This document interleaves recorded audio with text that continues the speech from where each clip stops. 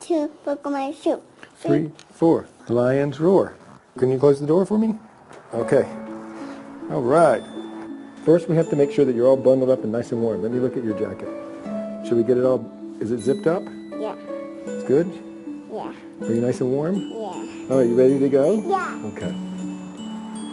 This morning I was buckling her into her car seat and just thinking that time goes by very quickly, and tomorrow I'm going to be giving her away at her wedding, and it's just amazing when you become a parent. It just changes everything.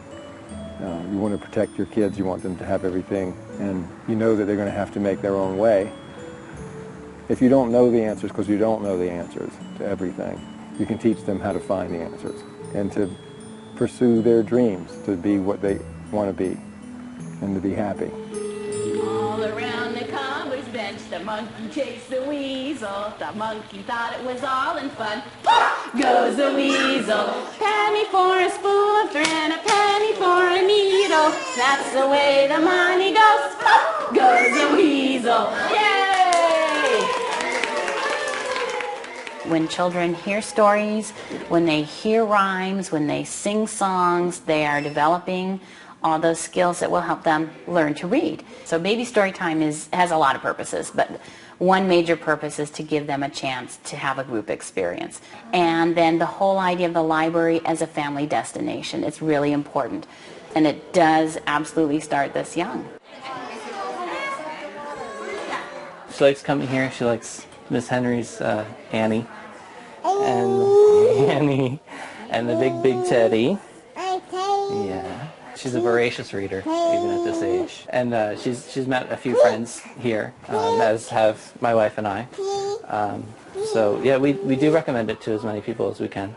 We actually do 14 story times in the library every week across the 3 library locations, and we do them for everybody from little kids who are 6 months old up through toddlers who are just getting ready to start school. And we have wonderful children's librarians who really are committed to making sure that kids get the start they need in terms of really building their literacy skills. Research has proven time and time again that the earlier kids are exposed to books and reading and words and language, the more successful they're going to be in school. And so the librarians are really passionate about that. Hello, hello, hello, and how are you? I'm fine, and I hope that you are too. I just want them to feel like the library is a really fun place. So I try to make sure that they sing a lot and jump around a lot, and they get to be really loud, and they get to have a really good time. And the best things that can happen is when, a parent or a kid comes up afterwards and asks me something about books or tells me that their kid loves to come. I want them to ask their parents to bring them. I want them to talk about it when they're not here. I love the story time because it gives me a chance as a stay-at-home mom to come and enjoy watching somebody else read and engage my child and see how they respond and interact with other kids and with the teacher. And Caitlin does a great job. I can truly say that the library helps complete our schedule for the week. It helps make our schedule more exciting and enjoy the reading time and the playtime. So I'm very thankful for it. I think people sometimes think that librarians come and they work in a library because they get to read a lot of books, and they'll all tell you that's not what most of them do every day. They're here because they really feel passionate about making sure people have access to information and to resources that they need to be successful in life. And whether that's a young librarian who's entering the field and is passionate about working with children or teens, or whether that's somebody who's been here a long time, what people become librarians for is to help people. And we are fortunate. We have, again, a great group of staff who come here every day and really want to share that passion and really want to make a difference in people's lives. And you can see it when you talk to them. The library has always been built on service. The people who use us are very important to us, and we try to bend over backwards to give them the service that they need. If we find that we don't have a book or an article, we get photocopies of articles for people. If we don't have it, we go out all over the U.S. to find it. The people who live up here are very professional. They're well educated. They are involved in many kinds of subject areas, and we never knew what kind of a question we would get, but it always sent us on an interesting search. And it's a wonderful challenge and a very good service. The library has really been trying to reach out to the business community to make sure that we have the resources that the business community can use to help them succeed and thrive and grow their own businesses. And the idea is to have both a place where we can bring together all of our business resources, whether they be books or whether they be computer resources, but also to have programs that are of interest to the community as a whole, bringing in expert speakers or top-notch speakers that would give the community a place to come together and learn about trends or issues that are affecting us, that are affecting the business community, that are affecting the economy. The Zernian Center for Business, Entrepreneurship, and Community Development is the first of its kind, located in a public library. We have a lot of how-to books in here. How do I set up a corporation? How do I register the name of my corporation? So there's a lot of resources like that in here that is tailored for all age groups and brackets. This gives a young entrepreneur or a businessman a great edge to either start their business or run their business. Everything that they'll have, whether it's online access or the books obviously, and all of the programs that we will do starting next January or February of 2010 will be free to the public. That's the mission of the center. We're an educational institution and a cultural institution, so we really want to be a place where people from throughout the community can have just a place to come and be. We get a lot of people who come just to be here every day in a safe place of all ages, but really to be that kind of hub of the community where people feel comfortable and getting their reading material, their information, their videos, whatever it is that they want to do. And so every day our goal is just what can we do to provide that service and to make this a great place for people to want to come.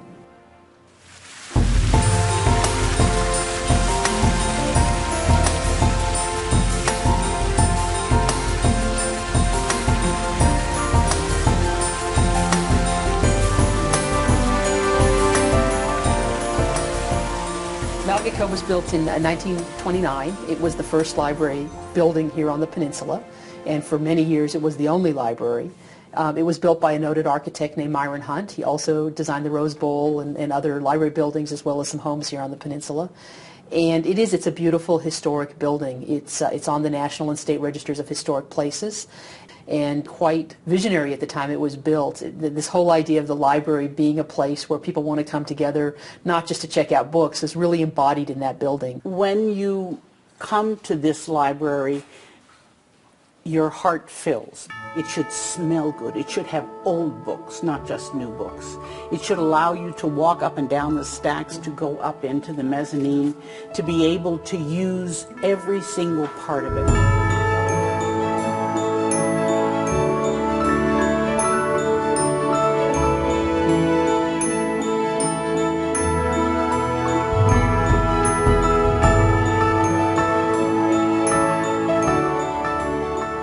Actually a place where you could have a movie projector and project onto a screen. There's a box office, so a place where people could sell tickets for community events. There's a vault, and we don't really know what the vault is for, but the story is that back at the time that the library was built in 1929, it was a relatively affluent community, and people had possessions that were of some value, that when they went away for any extended period of time and they didn't want to leave, say maybe their jewelry or their fur coat in their home, they would bring it to the library and secure it in the vault. And that it became a kind of a community storeroom for valuable goods. That's the story. We haven't been able to prove that, but that's the story. One of the challenges with the library is it's all stairs between the levels. There was no Americans with Disabilities Act back in 1929, so there's no elevator. The only way to get between levels is either to walk the stairs, or they built this dumbwaiter, which allowed them to move small quantities of, say, books or other materials between the levels. So it runs from the ground floor gallery level all the way up to the tower, and the tower originally was the staff work area. So when the books were purchased, they'd come in, they'd come up through the dumbwaiter, then they'd be cataloged and whatever else needed to be done up at the very top level, and then the dumbwaiter would be used to transport them back down to the shelves. It's still very much active and very much in use.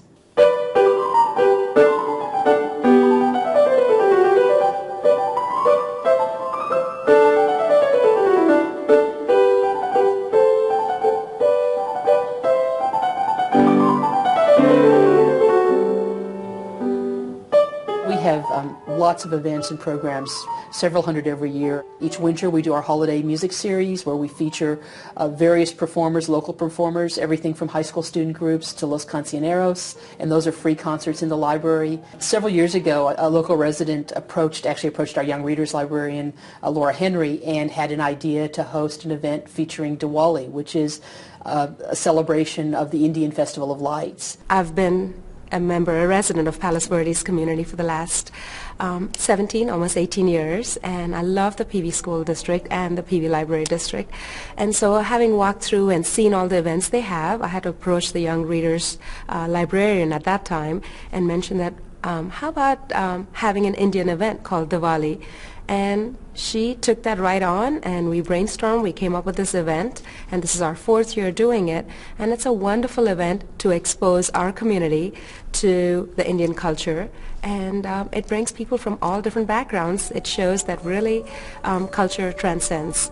Happiness, arts, crafts, music transcend, and it's a global world we live in.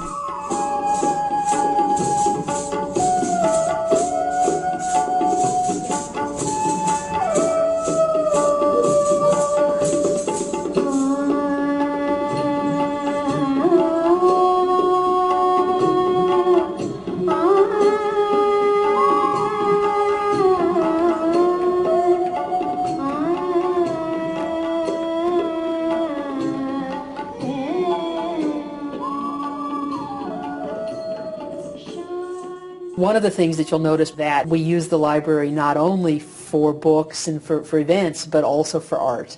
And at Malaga Cove we have the gallery that has regular exhibits, and this can be rented by community artists for that purpose. At Peninsula Center we have public art that's built right into the library, but also each year we do an annual community art show. We really have made an effort to make that open to the entire community. Anybody can submit work, although it is juried, so that we do have prizes selected. We do have professional artists, professional jurors come in. But it's a great event every year because we have an opening reception where we have 100 or 150 of the artists and their family and friends come to see the art, and we announce the prizes. And then really from early November all the way through the holiday season, we have this wonderful, beautiful, colorful art on the walls of the library for everybody to see and enjoy, and in many cases can be purchased as well for a holiday gift or for your own personal enjoyment.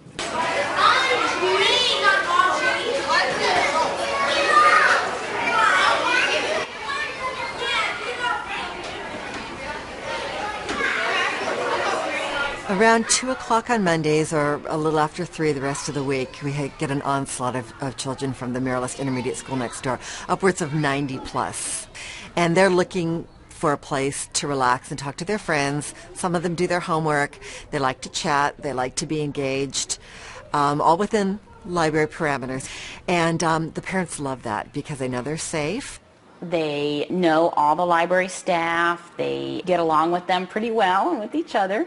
On Mondays, the Marylist Library offers some kind of activity for them. So they have what's called the Crop Club, where they do scrapbooking. It's for them to express their creativity, do some journaling maybe so they get some idea of what it's like to write the story behind the pictures, and to have fun. We have lots of family-oriented and adult-oriented programming. We have a gentleman who comes by on a regular basis and does how to buy and sell on eBay, how to use Craigslist, how to turn your digital photos into Christmas gifts, how to use your digital camera, that's very popular after Christmas, how to book online travel through the internet for your summer vacation. And it's all about getting the community interested and offering them free programming that will be beneficial to their lifestyle. Marylist Library wants to be a part of the children's lives and part of their growth, be an adjunct to their education, their social life from K through 8 through 12 and beyond.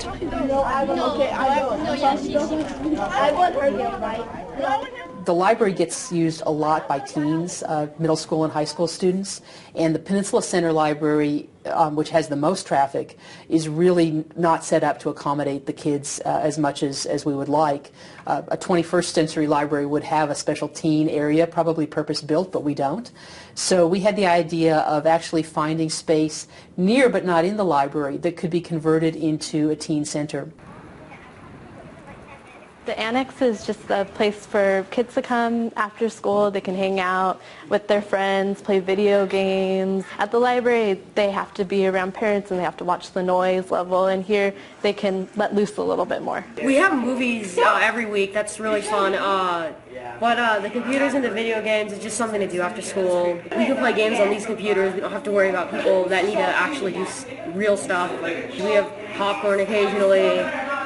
There's no adults. It's like really fun here because you can just like be loud, not at the library. Libraries, you have to like be quiet and whisper.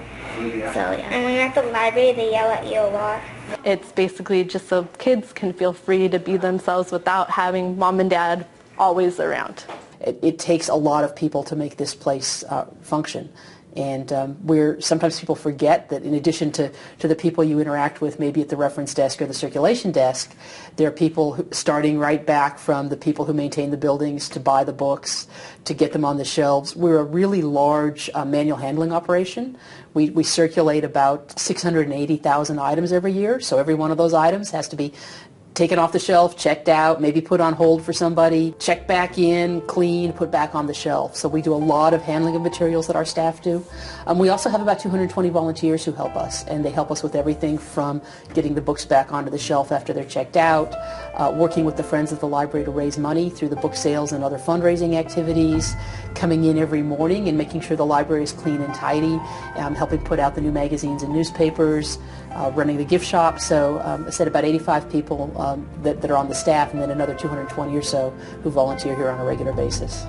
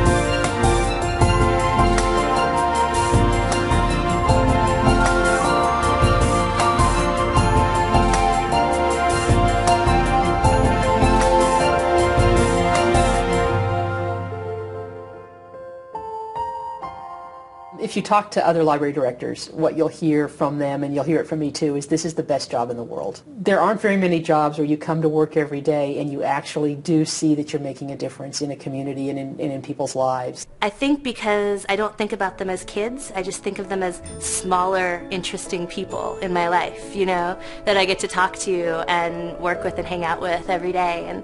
And they're so cool and they're so smart. I feel very like I am helping, but I'm also being helped because we have people who come and give us good ideas, give their time. We have a lot of people that come here from all around the South Bay because they know this is one of the premier institutions. I'm a happy retired person, and I would like to reach out to all the retired people of Palos Verdes who have not yet discovered the library.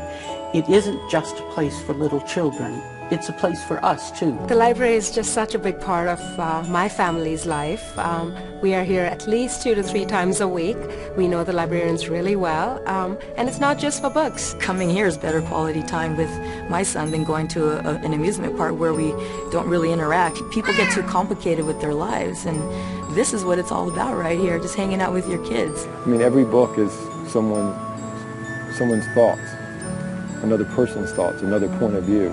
Especially in this world where it seems that almost everything that we're exposed to now is just a mirror of ourselves. The more she starts to utilize the library to explore and find the things that she's interested in, the more she'll teach her children, they'll teach their children. And I think it's what enables us to live life to the fullest.